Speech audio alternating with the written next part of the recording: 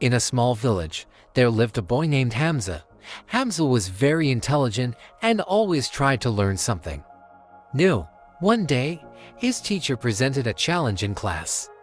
The child who plants the most trees will receive a prize. Hamza accepted the challenge and also got his friends involved.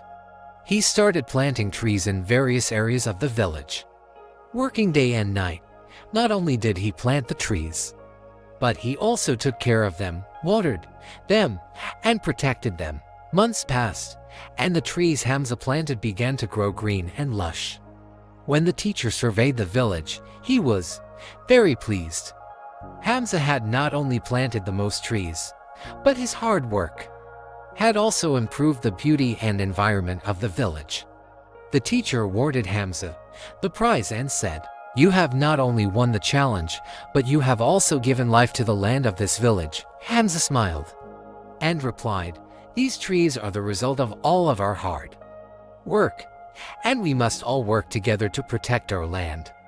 This story teaches us that with hard work and dedication, we can do a lot not only for ourselves but also for others.